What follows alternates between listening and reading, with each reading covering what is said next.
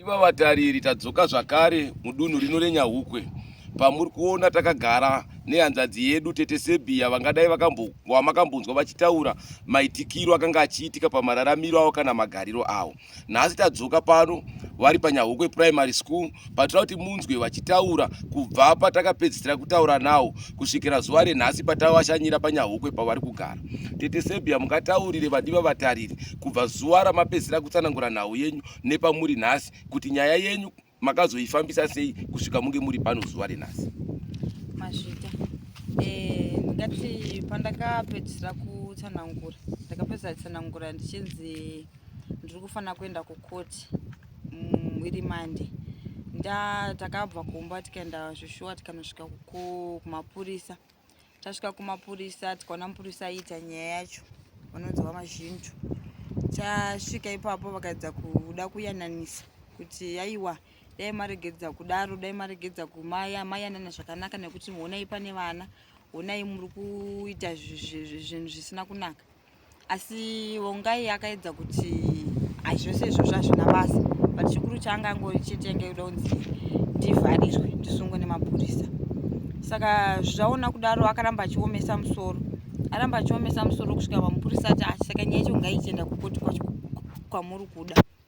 Takasvika tikaenda kukoti Joshua. Tasvika ikoko nyaya ikapinda mudare. Nyaya ipinda mudare svika ndanzi munozodzoka zvekufuti mangwana, asi nhasi muri kurara muri kumbovharirwa.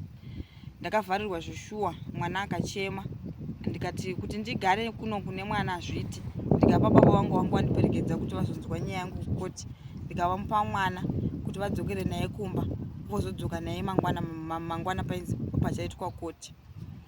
Mwana akadzokera kumba, ndikaenda tikanovharirwa, ndikaitawo zvinodiwa ikoko. Mangwana makuseni takamuka tichibva taenda zvakare kukoti. Taenda zvakare kukoti, nyaya ikatongwa. Ndikabvunzwa mubvunzo makarwa here, ndikati Joshua ndakarwa, ndikaguma zvese zvanga zvaitika. Padaro ndopakanzi mune mari here ipapo. Ndikati inini handina mari. Zvikanzi mune chichemo here. Ndikati chichemo ndinacho nekuti ndine vana vatatu, one ane 7 years, number 2 ane 5 years, number 3 ane gore ne3 months. Vana ivavo ndindakavatarisa ndinokona kuti vadya here, vapfeka here, vaenda kuchikoro.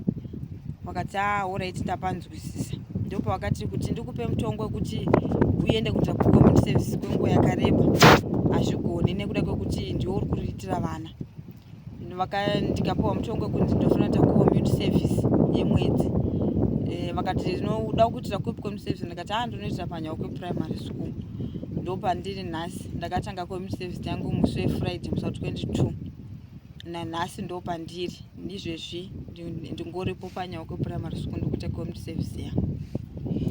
Ndichitarisa ndiri kunzwa muchitaura kuti pamakaenda kundovharirwa makanga mine mwana wenyu ane gore ne3 months. Mwana uyu mungadai makanga mamurumura here? Mwana uyu ndakanga ndamurumura, asi yangasati asvika nguva yekuti ndichimurumura, but ndakangomurumura nenhau yekuti pane zvanga zvitonetsa kuti aramba ari pamukaka ipapo. Pamabatirwo ayamakaitwa imimi zuva ramaenda kuchitokisi makabatwa zvakaita sei? Pandakabatwa handinangu chakashata chandakaona hangu chakanyanya kuitika, nekuti vanhu vese vaingonzwisisa nyaya yangu mamiriro yangu yakaita. Saka hapana akambondibata hake zvakashata because vese vaitonzwisisa kuti nyaya yangu yakaoma ende zviri kuitika zvacho hazvaifanira kuitika sekudaro. Saka vese havo vakandibata zvakanaka. Muri panapa pachikuru pamauya pamashandiro ayamuri kuita, basa renyu muri kuriita sei? Mashandiro amuda muchishandidzana nevagari vepachikuru? Ndikuona hangu hapana dambudziko rakanyanya kushata nekuda kwekuti nenhau sematsananguriro yenyaya yacho mamiriro aingori vanhu vese vari kungoedza kundinzwisisa ende vari kungondinzwirawo tsitsi kuti zvinhu zvakangooma, mutemo hawo asi hatina zvatinogona kuita, asi zvinhu zvakangooma kuti munge muchipinda pasituation yakadaro nenyaya yacho mamiriro yakaita. Saka vari kungoedzawo kundidzoredzawo vachingoshanda hedu zvakanaka kuti tingozadzisa mutemo sekutora kwawakaitwa. Panguva ino ndichitarisa nguva yamuri kushanda kunoku, munomuka muchibva kumba muchiuya kunoku, vana venyu wari kuwana kupi kudya, ari kutarira vana venyu ndiani, sezvo mati vana venyu vari pasi pemakore 10 zvichidzoka? Izvezvi vana ndinotovasiya namama wangu, ndo vari kusara navo, ndo vari kuona kuti vadya here vageza here zvese, asi mama wacho havasi kuti nyanya kukwanisawo because vari kutorwadzawo nemakumbo, saka ndo vari kungosara navo vachingozhezhekedzawo vachingovabikirawo nokuvagezesa nokuvaitira zvavanenge vachida panguva. Saka pari zvino izvi muchitarisa matambudziko ayo muinawo yamakatarisana nawo, ndezvipi zvamuri kutarisira mune remangwana renyu kana kuti paupenyu hwenyu kune vangakutarire muchitarisa zuva renhasi pane chitiko chakaitika zvamuri kuona kuti izvi remangwana rangu ndauda kuti ridai, handichadi kuti ridai? Semamiriro azvakaita, inini ndakungoda hangu kungorarama ndingori nevana vangu, ndichichengeta hangu vana vangu, ndo chikuru chandakungoda chete, kuti ndikaonawo sirivheri, ndikaonawo mari yekuti ndichichengetawo vana, kana kuri kunzi ibasa kana zvekuita kuti ndingowane mari yekuti ndigone kuchengeta vana, ndo chinhu chandangosara nacho chete, chekuti ndingangoda kuti ndingorarama ndichishanda ndichichengeta vana vangu. Asi ndinotarira kumashure uku mune zvinhu zvamakati makasiya zviri pamushapa inova midziyo yenyu. Matanho api aya mungade kubatsiridzwa nawo kana zvamungafunge kuti muite kuti mukwanise kunge muine zvinhu zvenyu zvese panzvimbo semunhu akasiya midziyo yake? Panauye midziyo iyi ndinofunga kuti ndinoda kubatsirwa nemhaka yekuti ndikaenda ndiri ndega pamwe pachaitika zvinoitika nekuti nekuda kwekuti tiri vanhu tiri venyama, munotadza zvokukundikana kuzvibata mukasvika zvipakurwa. Saka ndanga ndichingoda kubatsiridzwa nemutemo kuti paitiko kana iri property sharing tosheya nedu midziyo yacho toparadzana nedu zvakanaka. Ndinorangarira muchiti murume wenyu ndi-truck driver, nguva zhinji anenge aripo here pamba kana kuti ane nguva dzaanombopota achibuda achisiya mukadzi uyo ari ega pamba? Sekudaro kusazoziva hangu handisi nyanyanyanguziva kuti mazuva ano ari kurarama sei, asi sekuti ndi-truck driver kazhinji kacho anenge achiwanza kubuda buda achisiya mudzimai ari pamusha. Ndinorangarira muchitaura kuti pakati penyu makanga muine protection order yakanga iripo, ingadai yakanga yapera here, makanga muine nguva yakadii maitanga uye yakanga yapapi kusvikira paita mhirizhonga idzi? Protection order ndakaitora muna 2022 ndo payakatanga kushanda 2022 kusvika izvezvi yakanzi iri valid kwe5 years, saka inge set ya 5 years dzanga sati dzakwana. Muchitarisa imimi pamararamiro kana magariro makanga muchiita apiwa protection order, ndiyo chete here hondo yakazoita musi wauya nemukadzi uyu, kana kuti akanga agara achitongoita muchingoshingira kuti regai mbonoti zvinochinja here? Hapana chaakambochinja, kunyange kuti zosvika pakurwisana nekuda kweiyo hondo yemanje manje, hapana chaangambochinja, angangoramba achingoita unhu wake uyu. But ndinoone kunzwawo tsitsi sekuti takabereka vana tese kuti ndimusungise zvinhu zvaidzoka zvichindiremera, asi ndakaona kuti tsitsi dzacho dzakutonditsikirira nekuda kwekuti unhu wake haasi kumboregedza, ende nhasi vatori pamwe chete pakundirwisa, vatori pamwe chete pakuda kundisungisa, saka tsitsi dzacho dzakutosvika pakutonditsikirira. Hapana chaakambochinja, hapana unhu hwaakambochinja, akangoramba ine unhu wake iwo. Saka pari zvino izvi ndeapi mabasa ayo makadzidza ekuti kana mukawana munhu anoti ndiri kuda munhu munogona kuita mabasa ivayo ayo makadzidza munoti iri neiri neiri ndikariwana iri ndinogona kuraramisa vana vangu? Basa randakadzidza ndinogona zvikuru kamusoro hairdressing, ndo yandinogona. Kana riri pane rimwewo rekutiwo ndinokwanisawo kuita, but kazhinji yandiri zvandinogona hairdressing. Ngatiti pabuda munhu arida kuwamba iri project yamunoti iyi kana ikauya iri project ndinogona kuishanda kuti vana vangu vararame, nokuti munogona kuti nhasi hairdressing yabuda yobudira kubulawayo munenge maenda kana kure newana, inogona kubudira kwaMutare munenge muri kure newana zvakare. Ndeipi yamunoti iyi ikawanika project iyi inogona kuti ndiite ndiri pamba ndichitoona kuti vana vangu varara sei, varwara here, vaenda kuchipatara here? Project yandinogona inyaya yekupfuya mabroilers, ndo yandinokwanisa, nekuti nanhasi ndiri kumbozamawo nepandirogona napo, ndine dzimwewo dzandiri kumbopfuya izvezvi dzitori pakutotengeswa iko zvino. ndeapi mazwi kana kuti mashoko ayo munoda kutaurira mamwe madzimai akakutarisai kana kuti akakuteererai zuva renhasi pachiitiko chakaitika kwamuri panguva yapfuurai muchienda kundorara muchitokisi muchisungisirwa musha wenyu wamakavaka muchiforoma zvidhina muchitakura nhungo makazvitakura muine pamiri? Ndeapi madzimai anodati muvataurire zvakazara kurudziro yamungawape kana uchinge wasangana nedambudziko ramakasangana naro? Ndoda kuti kune madzimai ose vari mudzimba vari kusangana nemhirizhonga mudzimba, musanyarare, tsvagai rubatsiro nguva ichiripo, nekuti dzimweni dzenguva unozoyeuka bako wanaiwa, but kuti uzogona kuzvigadzirisa hauzozvigoni. Saka ndikukumbirisa kuti madzimai kune anenge ari kuwana mhirizhonga mudzimba, ndinokumbirisa kuti akurumidze kuwana rubatsiro, anoripota edha kana kumapurisa kana kupi vanomiririra vanhukadzi, anobatsiridzwa panhau iyi. Kana uchiona zvisingaite, usamanikidze zvinhu. Kana zvisingaite zviri nani kusuduruka, uchisuduruka wotanga umwe upenyu pane kugara uchishingirira zvinhu zvinokukwadza ende zvinokuparira mangwana, kuti kana uchinzi vakabereka vana unosotadza nekutoriritira vana vacho nekuda kwezvikonzero hwaachirema, hauchagoni, nekuda kwekushungurudzwa. Munhu unogona kushungurudzwa, kurohwa, unogona kushungurudzwa mupfungwa, ukaita mabp, ukadii. Zvese izvo zvirwere zvinokanganisa kuti unotadza nekutoriritira vana nekuda kwekushingirira. Musashingirira kana muine zvinhu zvizvi zvitsiri kukuitirai, usashingirira, zviri nani kusuduruka wotanga upenyu hunyowani. Ndingadei kuti muende pamberi zvakare. Ndine vana vari kuzvikoro, vangadai vari kuma boarding schools, vari mumasekondari, vabereki vacho vakavatengera manhare mbozha, vangadai vachitokutarirai panguva dzavachakuonai muzvivhitivhiti. Mashoko apa yamungape kuvanasikana vari kukura zuva renhasi pamusoro pekuroorwa vari vana vadiki, kana vana baba vanorodza vari vana vadiki nana mai, chingovarairidza vese mashoko pamusoro pechild marriage? Ndotenda. Ndinoti kuna nababa nanamai vanorodza vana vachi vadiki, chimbosiyai vana vakure, chimbosiyai vana vavake upenyu, nekuti upenyu hunovakwa mwana kubva ari kuchikoro kusvika azokura agona kuzviriritira.